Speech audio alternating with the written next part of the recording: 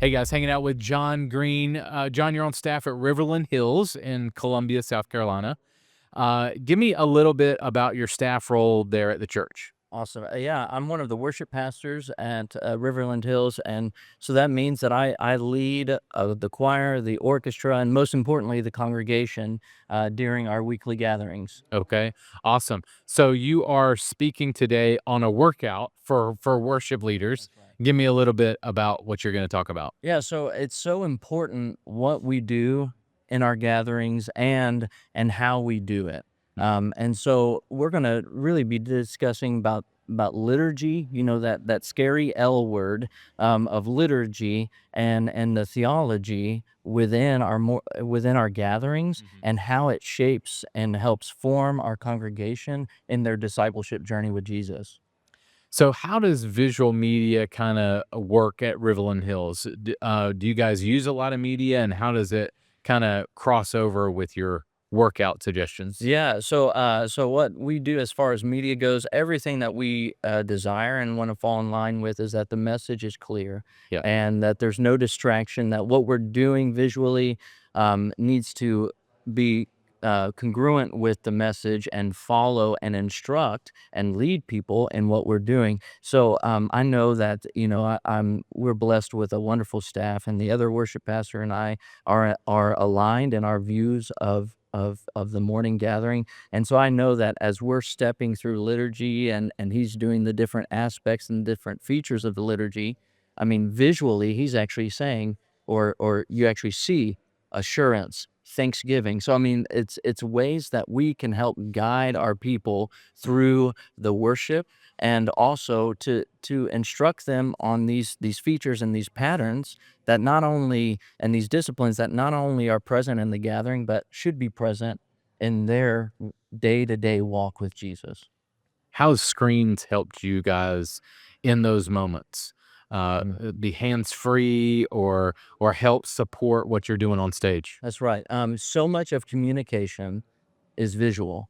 90% of what we communicate is by our bodies and by our facial expressions and all of that. And so if we are good communicators and we can visually see that, it's so impactful for our congregation to see that our posture, that our gestures, that our countenance Mm. all line up with the message that we're trying to display and to communicate. Good. Tell me about your creative team at your church and how they work with you in order to craft the service. Yeah, so we've got a wonderful team that I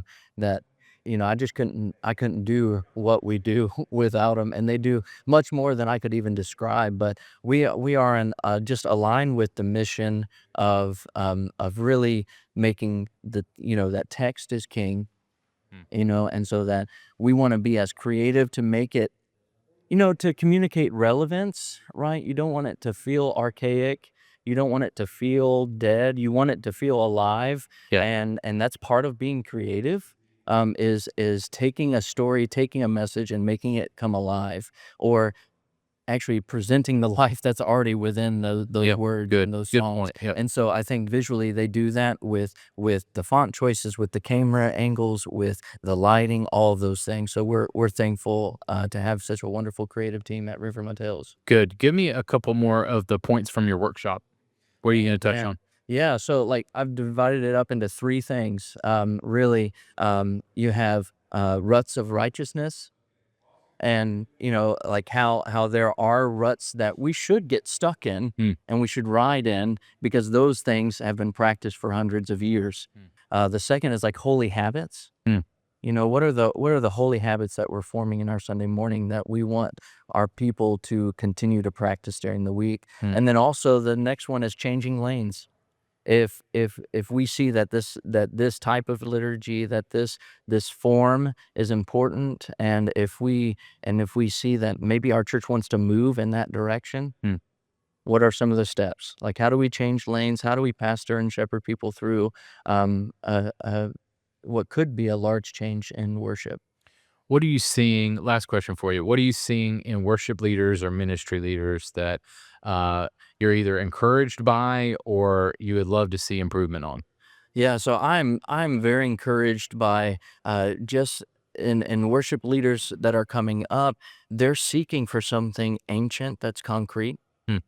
So much of life nowadays has Truth. been, it just changes so quickly. Mm. And so something that says, hey, these practices in worship in particular have been there for hundreds of years. Maybe they haven't been done perfectly, Yeah. you know, but these are ancient things that people have hung and clung to. Yeah. And so in these changing times, I think they're looking for something more concrete to go along with scripture, Yeah. and it's not just the fills and the frills Yeah. of music, but it's something ancient, something that has been practiced, something that is tried and true Right. that they can cling to. All right. Good. Man, thanks so much for your time. Thank Really you, man. appreciate it, John. Appreciate it. This has been a podcast presentation of Church Visuals. Executive produced by Carl Barnhill. Edited by Mario Franco.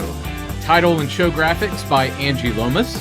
For more resources to help you visually communicate the gospel, visit churchvisuals.com.